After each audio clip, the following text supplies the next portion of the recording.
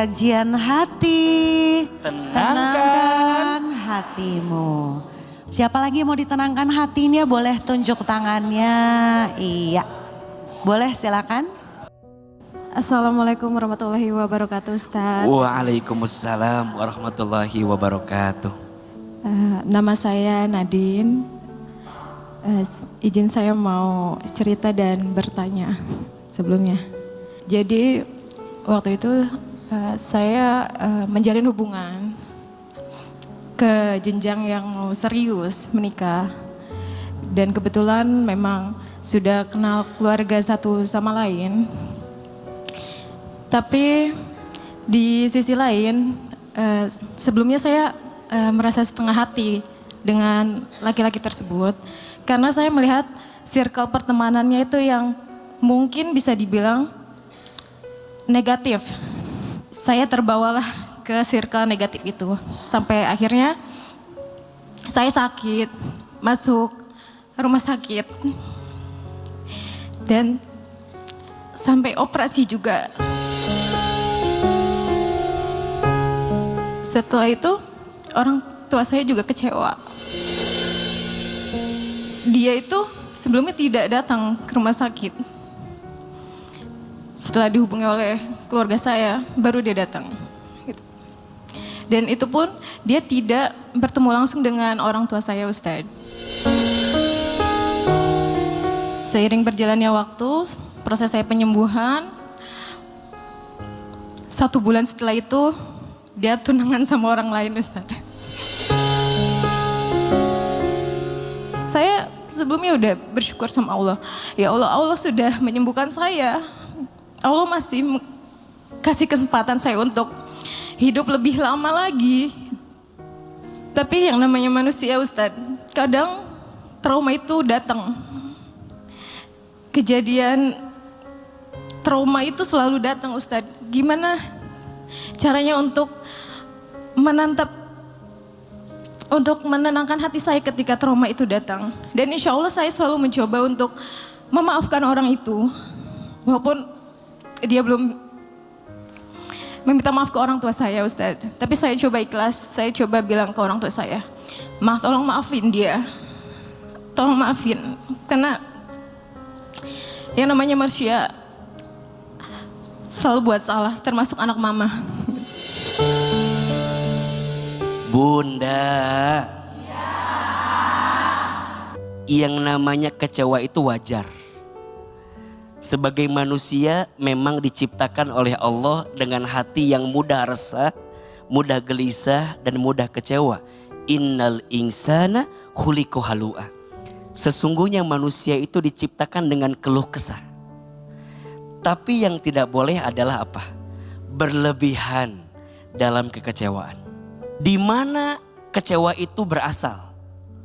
Dari 2 sebab. 1, dari hati yang terlalu berharap kepada manusia. Dan yang kedua, dari hati yang terlalu lena dengan dunia. Tidak ada yang menyakitimu, kamu hanya tersakiti oleh harapanmu sendiri. Yang bikin sakit itu harapan kamu. Makanya kata Imam Ali bin Abi Thalib, aku pernah merasakan semua kepahitan hidup.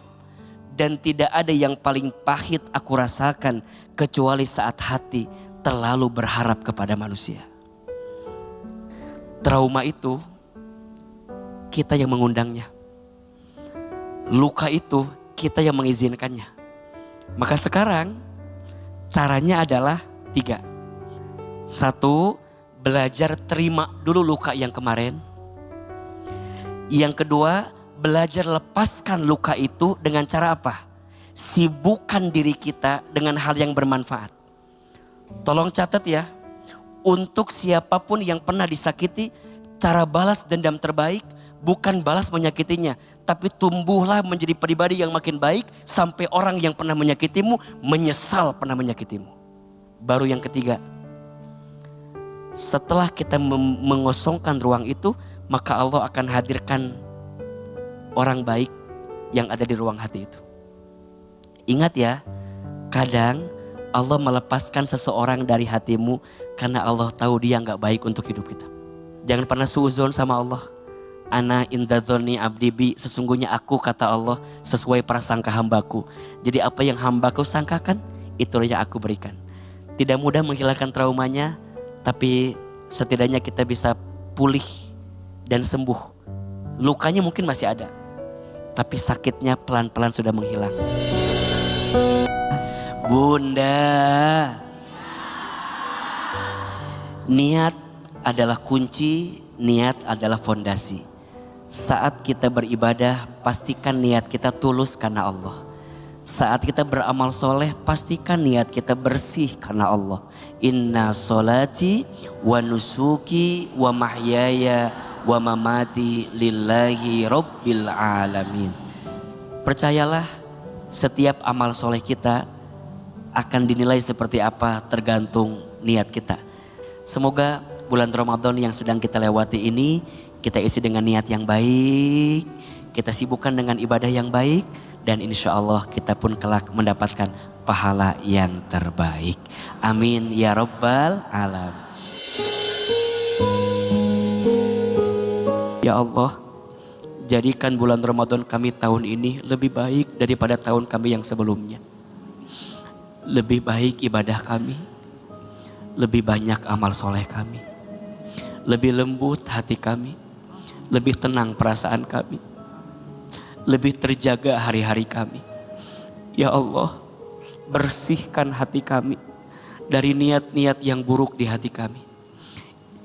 Lembutkan hati kami ya Allah, untuk pandai minta maaf, untuk pandai memaafkan, untuk pandai menyenangkan manusia, untuk pandai membahagiakan orang-orang yang kami cinta. Ya Allah ya Rabbana, jadikan Ramadan ini ya Allah bulan terbaik untuk kami diampunkan dosa-dosanya, untuk kami dikabulkan doanya, untuk kami diangkat derajatnya, dan untuk kami dimuliakan hidupnya. Rabbana atina fid dunya hasanah wa fil akhirati hasanah wa qina azabannar. Subhana rabbika rabbil izzati amma yasifun, wassalamun alal mursalin, walhamdulillahi rabbil alamin.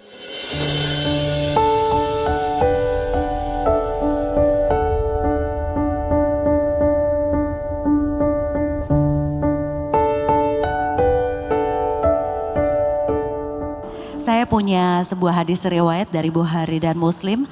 Sesungguhnya setiap amal tergantung pada niatnya. Dan setiap orang hanya mendapatkan sesuai apa yang ia niatkan. Saya Meisya Siregar, mohon maaf kalau ada salah-salah kata. Kita ketemu lagi di mana Bunda?